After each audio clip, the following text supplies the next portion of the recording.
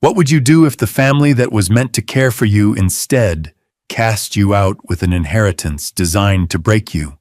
For the sum of £3, a pittance required by law, they gave a young widow the deed to a place no one had dared to live in for half a century, a crumbling manor that was more ruin than residence. They laughed as she took it, her pale face a mask of grief and resolve, certain she would be begging on the parish steps before the first frost.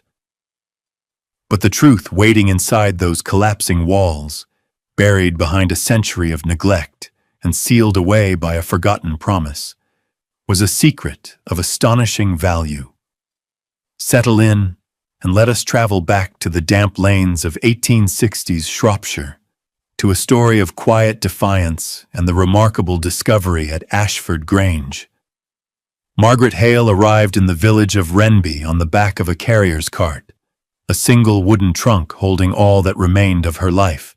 She was 21 years old, a widow of 4 months, and her husband, Thomas's family, had made their position clear. The cart rattled to a stop in the muddy square, and the driver, a man with a face like a worn leather purse, gestured with his thumb toward the inn. The Gilded Fox, best ale in the county, though that's not saying much. Margaret paid him the last of her coins and watched him go, feeling the weight of 100 gazes from behind twitching lace curtains.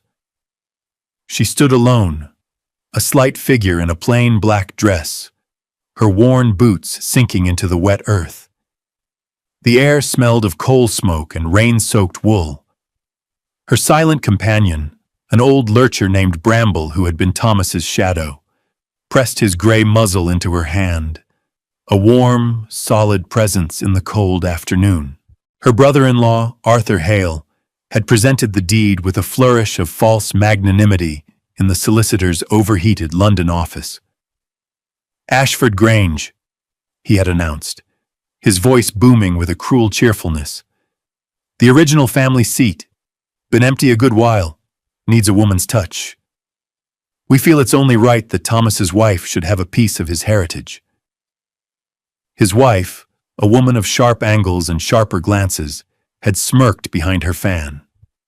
The solicitor, a man paid for his silence, had merely coughed and slid the papers across the polished desk. Margaret remembered the feel of the dry parchment, the spidery ink that signed away her last connection to the Hales and gave her ownership of a place she had never seen. £3. The price of a good pig, her father would have said. It was the price of her exile. She had signed without a word, her hand steady, her grief a cold, hard stone in her chest. She would not give them the satisfaction of her tears. Now, standing in the heart of Wrenby, that distant act of cruelty became a stark and present reality. The villagers stared, their expressions a mixture of pity and morbid curiosity. They knew who she was. News traveled faster than a horse in these parts, carried on the wind from one parish to another. She was the London girl, the widow Hale, the fool who had accepted the Grange. The weight of their judgment was a physical thing, pressing down on her shoulders. She pulled her thin shawl tighter, lifted her chin, and began the long walk toward the lane that was said to lead to her new and likely final home. The path to Ashford Grange was less a lane and more a suggestion, a green tunnel carved between overgrown hedgerows thick with hawthorn and ivy. Bramble trotted ahead, his tail low, sniffing the unfamiliar scents with a quiet anxiety that mirrored her own. After a mile, the lane opened, and she saw it for the first time, silhouetted against a bruised purple sky. The Grange was not a house. It was a ghost. A 3-story mass of gray stone, it slumped against the hillside as if exhausted. Slate tiles had slid from the roof in a cascade of decay, leaving skeletal timbers exposed to the elements. Windows, like vacant eyes, were either boarded over or shattered, the remaining shards of glass glinting faintly in the dying light. Ivy, thick as a man's arm, crawled over the facade, pulling stones loose and masking the building's original lines. A great stone chimney on the east wing had partially collapsed, its rubble strewn across what might have once been a lawn. The air was heavy with the smell of damp earth and rot. It was a place of profound and utter neglect, a monument to forgotten things. For a moment, her resolve faltered. The Hales had not just given her a ruin. They had given her a tomb.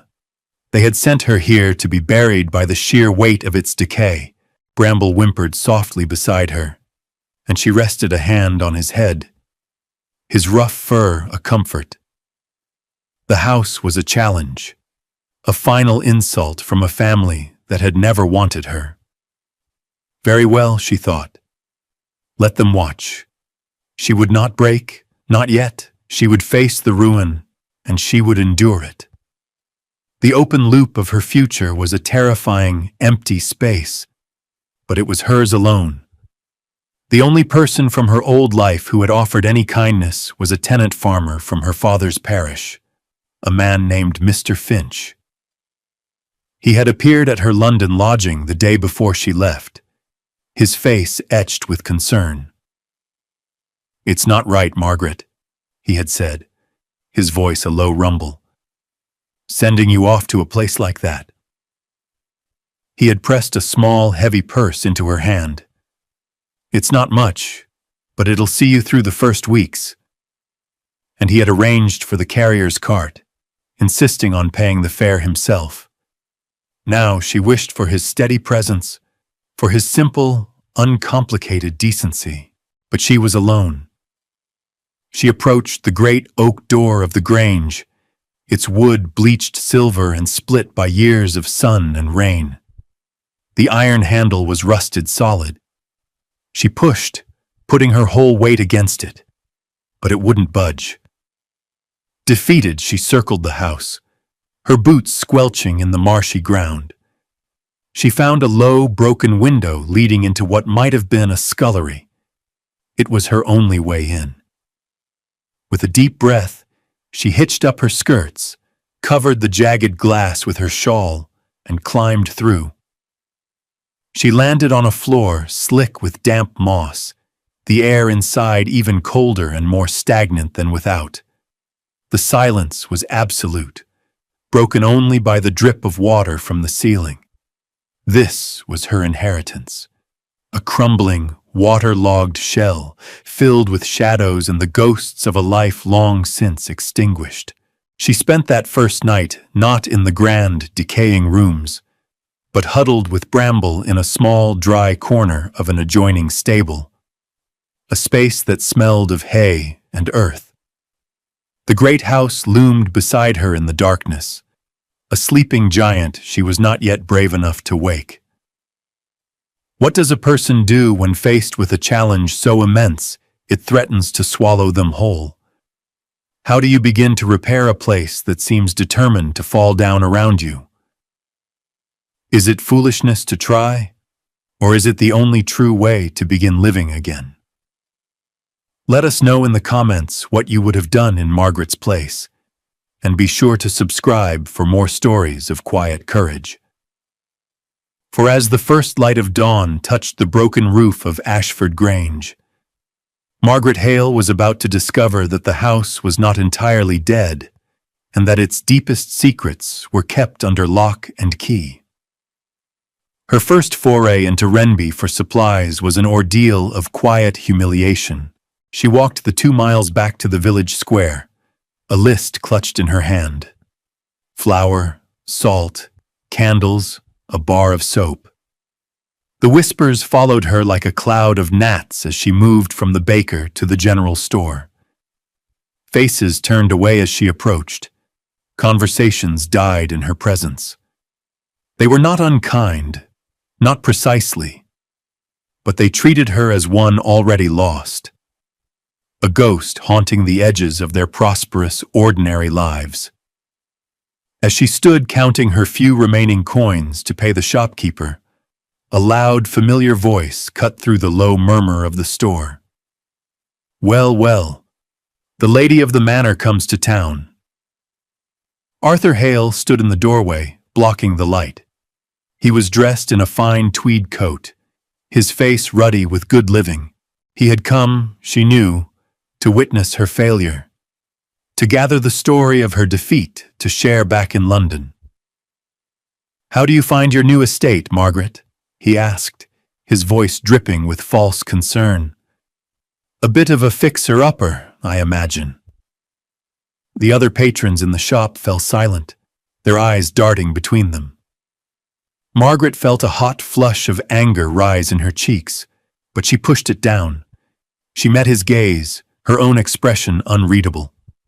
"It is quiet," she said, her voice steady. "And it is mine." Arthur let out a great bark of laughter. "Yours. It belongs to the crows and the ivy, my dear. You'll be back in London with your tail between your legs by Christmas, mark my words." He swept a mocking bow and departed, leaving a wake of snickers behind him. Margaret finished her transaction, her hands trembling slightly, and fled the shop, the shame burning like a brand. She sat on a cold stone bench in the churchyard to compose herself, Bramble resting his head on her knee. The grey stone of the ancient church felt solid and reassuring. An old woman, her back bent like a question mark, was tending to a nearby grave, methodically pulling weeds with gnarled fingers. The woman eventually straightened up, wincing, and her eyes, pale and cloudy as a winter sky, fell on Margaret. She did not offer pity or scorn, only a long, searching look. "You're the one at the Grange," the woman stated, her voice thin and reedy, like the wind through dry reeds. Margaret simply nodded. The old woman, who Margaret would later learn was Mrs. Gable, a widow herself for 50 years, took a slow step closer. "They say it's a lost cause," she murmured, her gaze fixed on the distant, brooding shape of the manor on the hill. "They say the house is dead." She paused, and then added a line that would echo in Margaret's mind for weeks to come.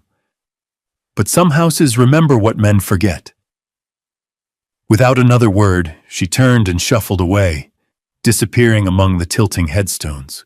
Margaret sat with the strange pronouncement, the words seeming to hang in the damp air. What could a house remember? And what had the men who lived there forgotten? The cryptic remark was a splinter in her mind, a puzzle she could not yet solve.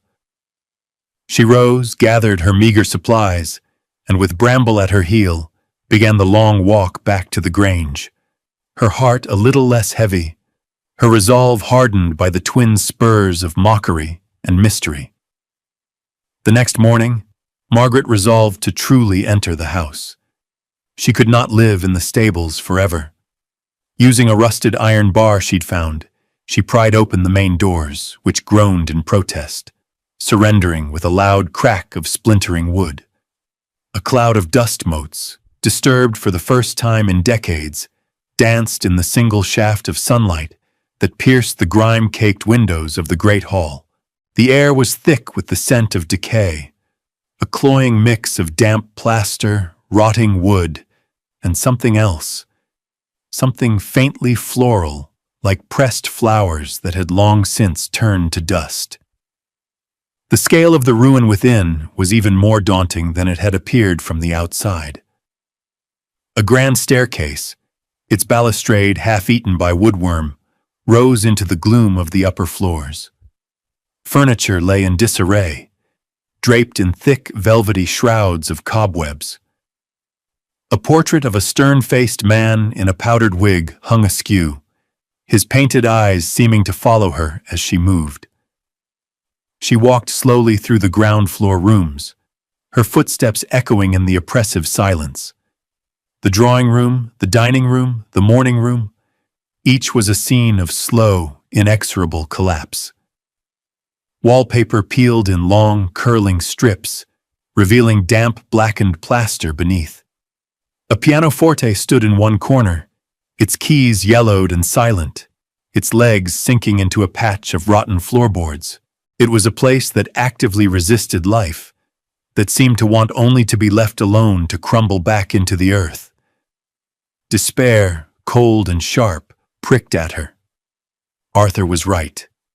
This was a fool's errand. This was not a home. It was a grave.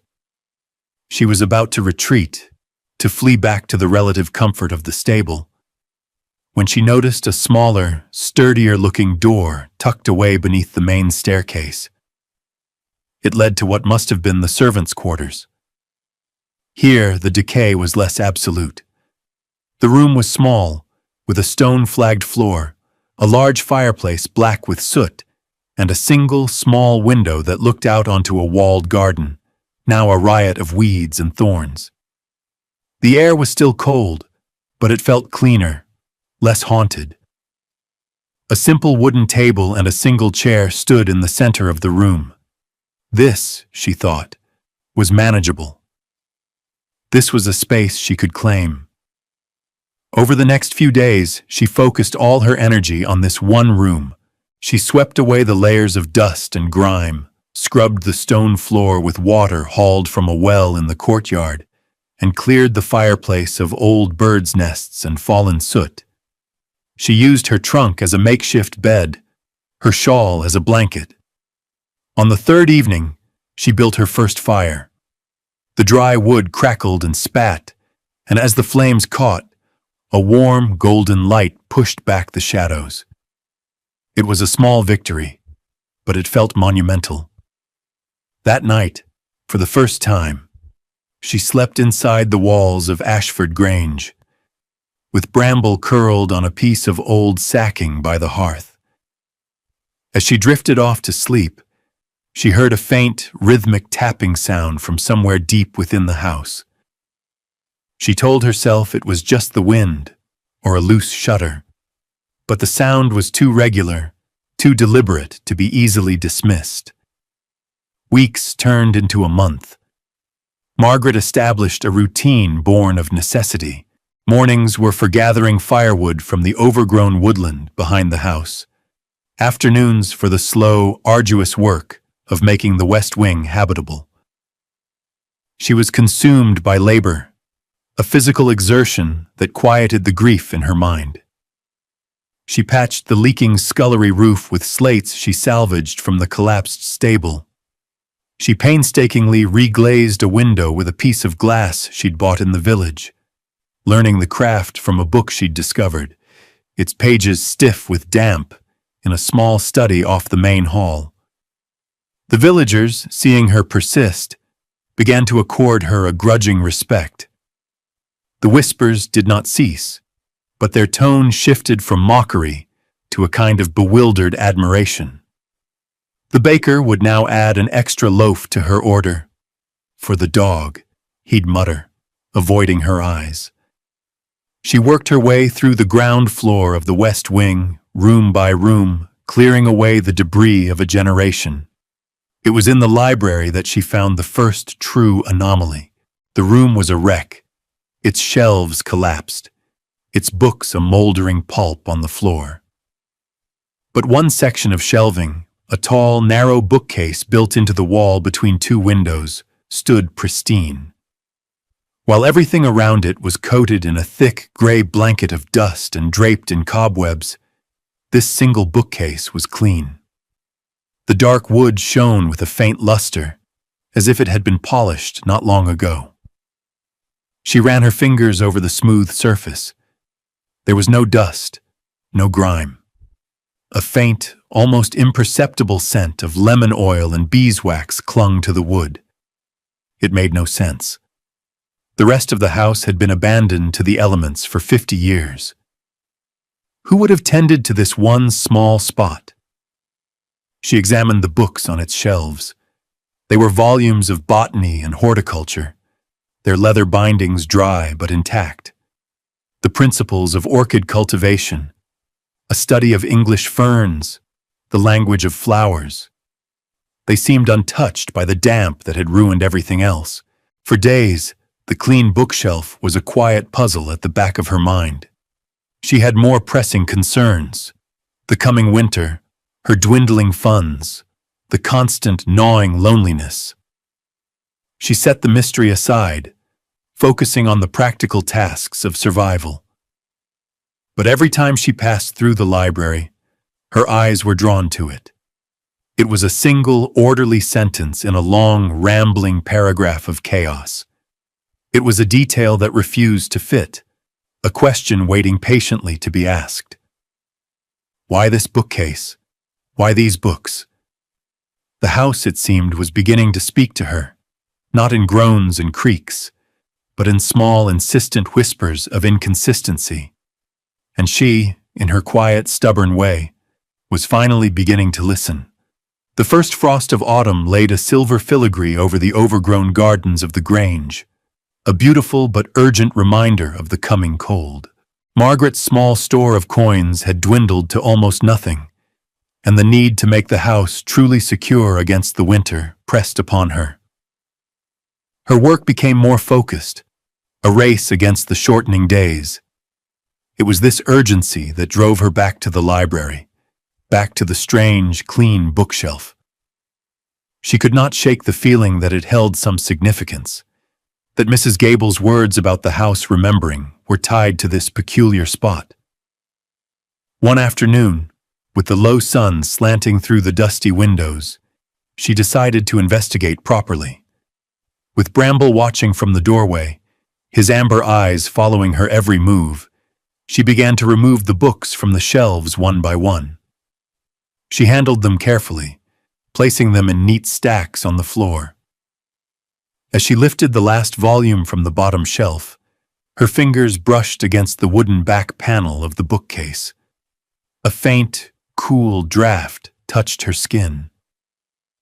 She pressed gently. The panel felt thin, and it vibrated slightly, confirming her suspicion. There was a space behind it. The rhythmic tapping she'd heard on her first night. It wasn't the wind. It was the sound of a loose panel moving in the draft from a hidden cavity. A thrill, a mixture of fear and excitement, ran through her. This was not random decay. This was deliberate. This was a secret. She needed a tool, something to pry the panel away from its frame. Her mind went to the small wooden box Mr. Finch had insisted she take, the one containing a few of Thomas's personal effects. She had not opened it since his death. The pain was too near. Now, with a specific purpose, she could face it. She carried the box to the library and lifted the lid. Inside, nestled amongst his shaving brush, a worn copy of Shakespeare, and a bundle of letters tied with a ribbon, was a set of small carpentry tools he had used for his hobby of carving wooden birds. Among them was a flat, sturdy pry bar. Her throat tightened. It felt as if he were here, helping her. Holding the cool, familiar weight of the steel in her hand gave her strength. She returned to the bookcase and carefully inserted the tip of the pry bar into the fine seam between the back panel and the frame. She leveraged it gently. The old wood groaned in protest. She applied more pressure, and with a sharp crack, a corner of the panel splintered and came free. She worked her way around the edges, the sound of her efforts loud in the silent house. Finally, the panel gave way entirely, revealing not a hidden room, but a small, dark, brick-lined cavity. And resting inside, on a small wooden shelf, was a single object. A thick, leather-bound ledger, its cover embossed with the initials SC. The light was fading fast.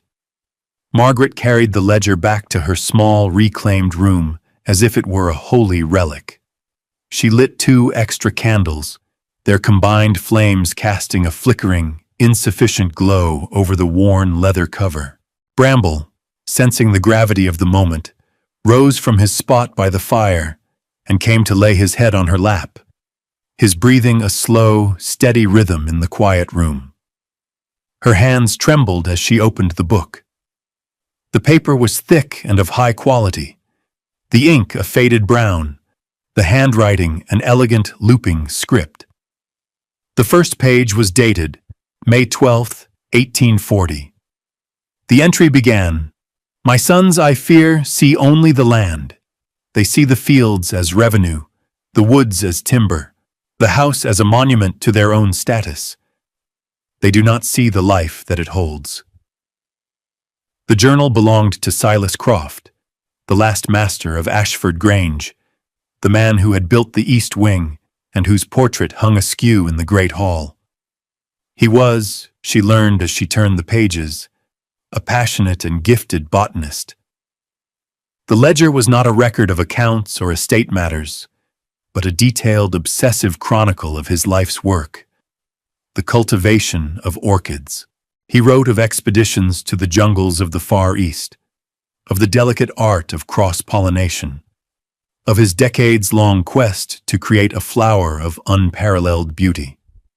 And he had succeeded.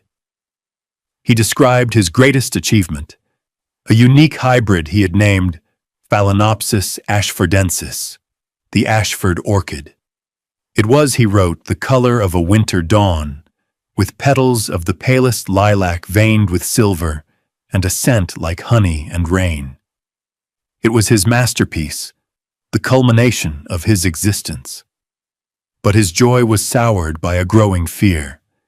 His sons, whom he described as men of brutal practicality and no soul, saw his passion as a foolish extravagance. They had spoken of selling his collection to the highest bidder upon his death. Silas Croft could not bear the thought of his life's work being scattered and commodified, and so, in the final years of his life, he had devised a plan. The entries from 1841 became furtive, filled with descriptions of brick and mortar, of reinforced doors and sealed flues. He was converting the entire East Wing, with its vast glass conservatory, into a sanctuary, a self-sustaining ark for his precious orchids. He would hide them in plain sight, sealing them away where no one would think to look. The final entry was dated October 3rd, 1841. "The work is done. The wing is sealed. They will think it is merely a structural repair, a precaution against the failing chimney. They will never know what sleeps inside. I have left only one key, for a day when someone with a gentler hand and a quieter heart might find this place again. Let them be the keeper of my dawns." At the bottom of the page was a small, intricate drawing of the ledger itself, with an arrow pointing to the thick spine. With a surge of understanding, Margaret took a small paring knife from her pocket and carefully, reverently, sliced open the leather binding. Something hard and cool fell into her waiting palm. It was a small, ornate key of blackened iron. Before Margaret could even contemplate using the key, the sky, which had been a sullen gray for days, broke open. A storm of biblical ferocity descended upon Shropshire, lashing the countryside with wind and torrential rain. The wind howled around the corners of the Grange, rattling the window frames and shrieking down the chimneys. It was as if the house itself was in agony. The storm became a test of Margaret's stewardship. A section of the patched scullery roof gave way, and icy water poured in.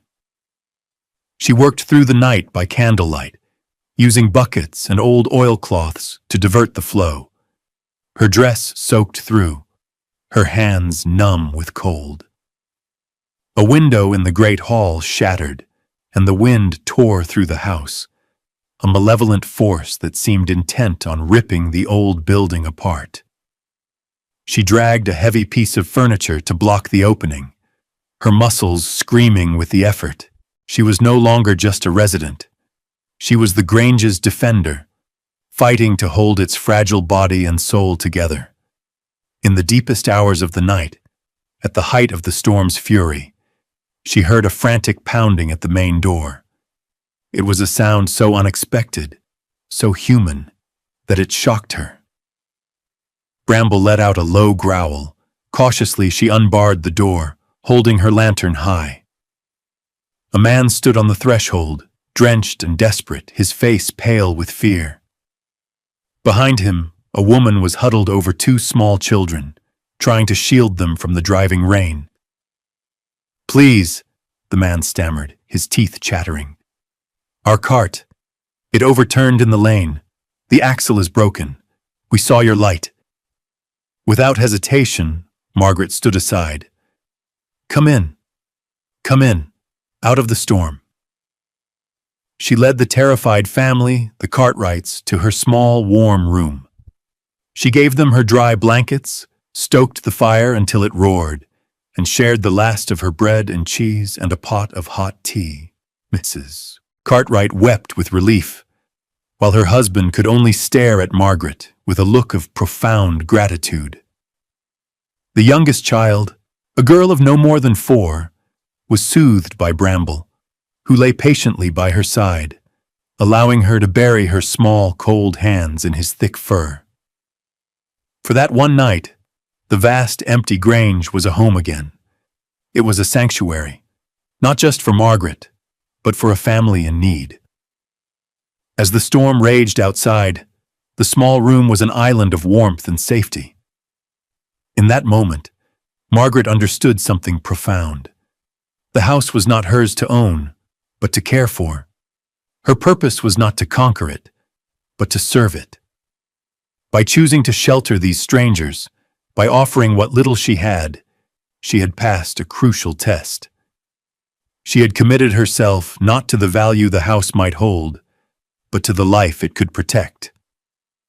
The storm broke at dawn, leaving behind a world washed clean and silent.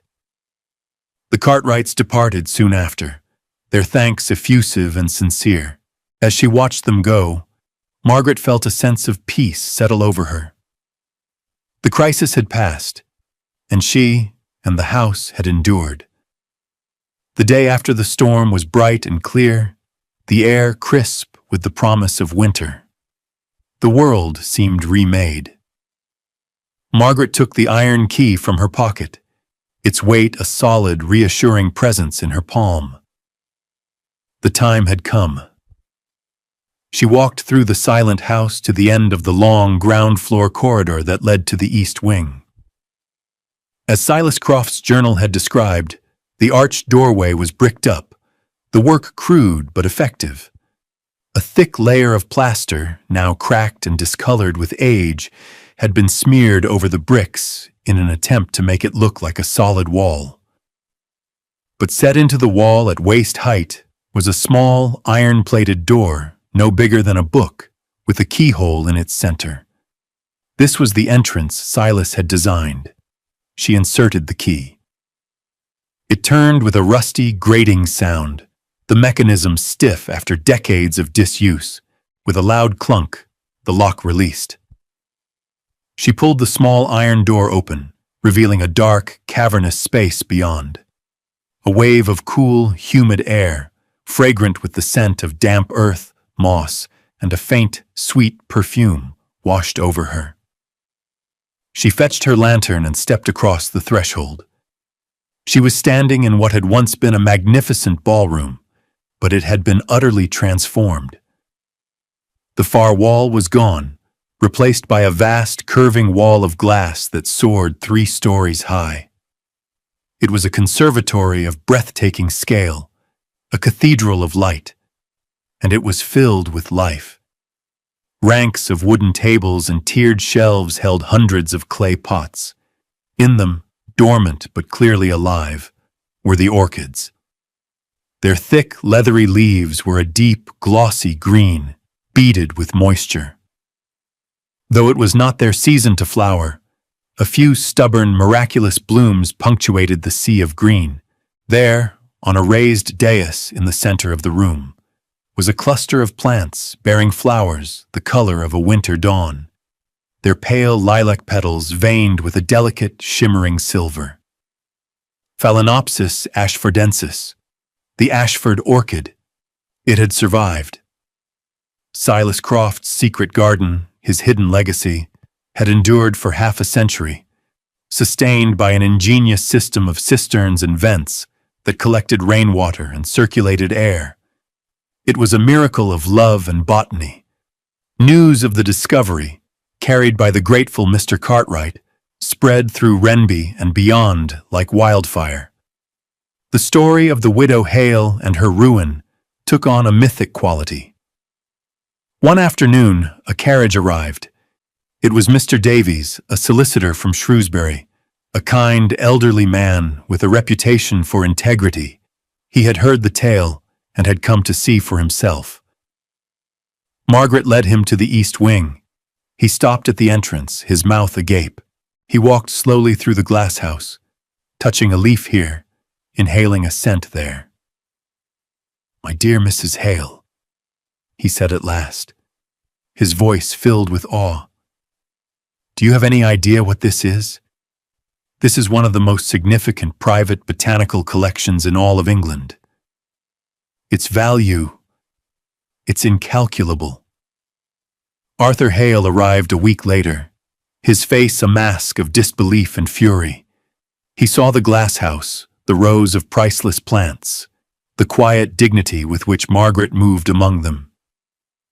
He saw the villagers who now tipped their hats to her, the tradesmen who offered her credit, the quiet respect in their eyes. He said nothing.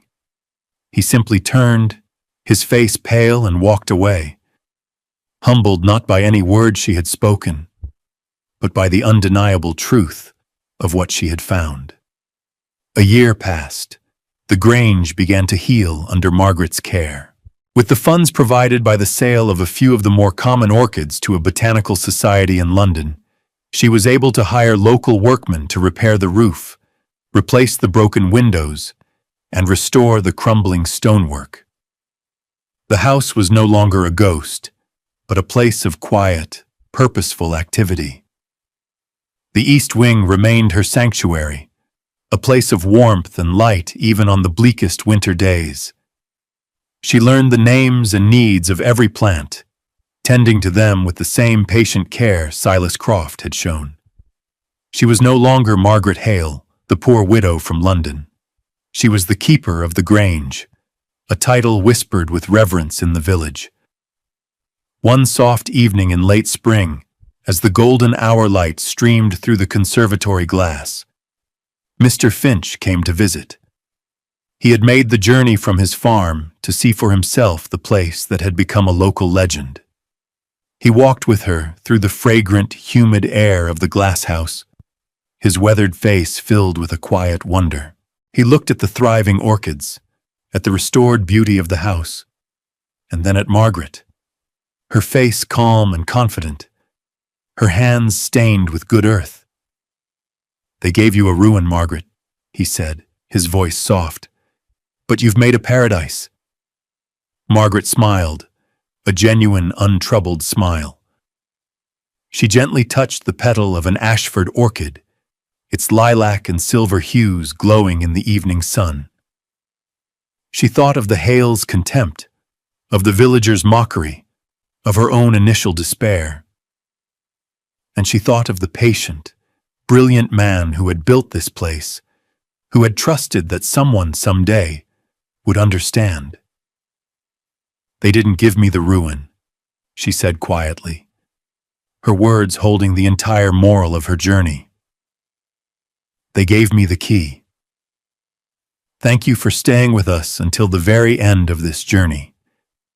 This has been a story about the quiet strength of patience and the idea that true value is often hidden beneath the surface of neglect, waiting for a gentle hand to reveal it. If you found a piece of your own heart in Margaret's story, please consider liking this video and subscribing to our channel for more tales of hidden treasures and unexpected triumphs. And let us know in the comments what forgotten place you'd love to bring back to life. We'll be back soon with the story of a fisherman's cottage, a lost sea chart, and a secret that lay just beneath the waves. Until then, be well.